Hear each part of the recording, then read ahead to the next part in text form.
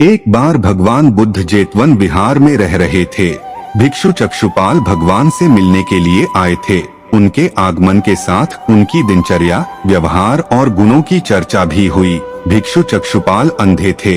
एक दिन विहार के कुछ भिक्षुओं ने कुछ मरे हुए कीड़ों को चक्षुपाल की कुटी के बाहर पाया और उन्होंने चक्षुपाल की निंदा करनी शुरू कर दी कि उन्होंने इन जीवित प्राणियों की हत्या की।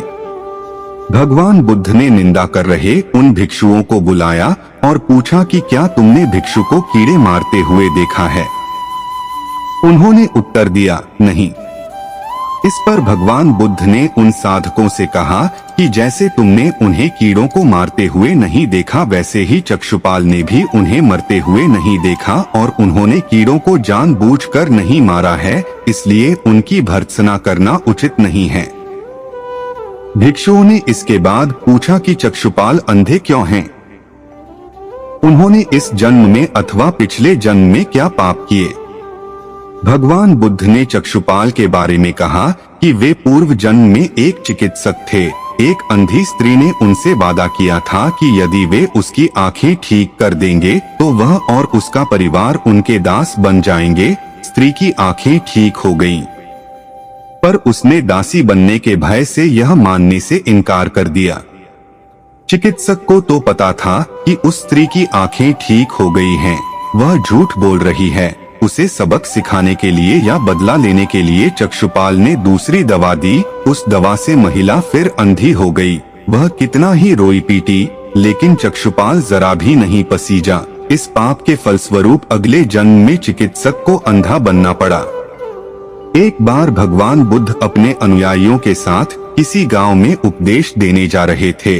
उस गांव से पूर्व ही मार्ग में उन लोगों को जगह जगह बहुत सारे गड्ढे खुदे हुए मिले। बुद्ध के एक शिष्य ने उन गड्ढों को देखकर जिज्ञासा प्रकट की, आखिर इस तरह गड्ढे का खुदे होने का तात्पर्य क्या है? बुद्ध बोले, पानी की तलाश में किसी व्यक्ति ने इतने गड्ढे खोदे हैं। यदि वह धैर्य पूर्वक एक ही स्थान पर गड्ढे खोदता तो उसे पानी अवश्य मिल जाता, पर वह थोड़ी देर गड्ढा खोदता और पानी न मिलने पर दूसरा गड्ढा खोदना शुरू कर देता। व्यक्ति को परिश्रम करने के साथ धैर्य भी रखना चाहिए।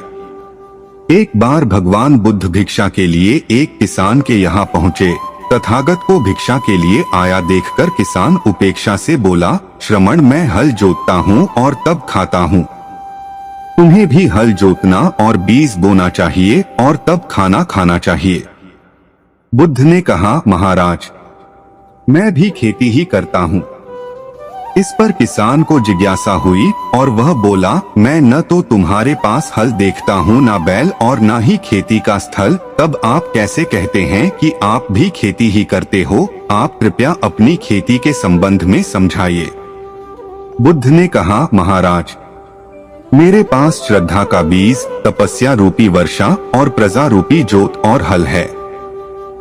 पाप भीरुता का दंड है, विचार रूपी रस्सी है, स्मृति और जागरूकता रूपी हल की फाल और पेनी है। मैं वचन और कर्म में संयत रहता हूँ। मैं अपनी इस खेती को बेकार घास से मुक्त रखता हूँ और आनंद की फसल काट लेने तक प्रयत्नशील रहने वाला हूँ। अप्रमाद मेरा बैल है जो बाधाएं देखकर भी पीछे मुंह नहीं मोड़ता है। वह मुझे सीधा शांति धाम तक ले जाता है। इस प्रकार मैं अमृत की खेती करता हूँ। भगवान बुद्ध का जब पाटलिपुत्र में शुभागमन हुआ तो हर व्यक्ति अपनी अपनी सांपत्तिक स्थिति के अनुसार उन्हें उपहार देने की योजना बनाने लगा। राजा बिंबिसार ने भी कीमती हीरे, मोती और रत्न उन्हें पेश किए। बुद्धदेव ने सबको एक हाथ से सहर्ष स्वीकार किया। इसके बाद मंत्रियों, सेठों, साहूकारों ने अपने अपने उपहार उन्हें अर्पित किए और बुद्धदेव ने उन सबको एक हाथ से स्वीकार कर लिया। इतने में एक बुढ़िया लाठी टेकते वहां आई। बुद्धदेव को प्रणाम कर वह बोली, भगवन, जिस समय आपके आने का समाचार मुझे मिला उस समय मैं यह अनार खा रही थी। मेरे पास कोई दूसरी चीज न होने के कारण मैं इस अधखाए फल को ही ले आई हूँ। यदि आप मेरी इस तुच्छ भेंट स्वीकार करें तो मैं अहोभाग्य समझूंगी। भगवान बुद्ध ने दोनों हाथ सामने कर वह फल ग्रहण किया। राजा बिंबिसार ने जब यह देखा तो उन्होंने बुद्धदेव से कहा, भगवन, क्षमा करें। एक प्रश्न पूछना चाहता हूँ। हम सबने आपको कीमती और बड़े बड़े उपहार दिए जिन्हें आपने एक हाथ से ग्रहण किया, लेकिन इस बुढ़िया द्वारा दिए गए छोटे एवं जूठे फल को आपने दोनों हाथों से ग्रहण किया। ऐसा क्यों? यह सुन बुद्धदेव मुस्कुराए और बोले, राजन, आप सबने अवश्य बहुमूल्य उपहार दिए हैं, किंतु यह सब आपकी संपत्ति का 10वां हिस्सा भी नहीं है। आपने यह दान दीनों और गरीबों की भलाई के लिए नहीं किया है, इसलिए आपका यह दान सात्विक दान की श्रेणी में नहीं आ सकता। इसके विपरीत इस बुढ़िया ने अपने मुंह का कौर ही मुझे दे डाला है। भले ही यह बुढ़िया निर्धन है, लेकिन इसे संपत्ति की कोई लालसा नहीं है। यही कारण है कि इसका दान मैंने खुले हृदय से दोनों हाथों से स्वीकार किया है।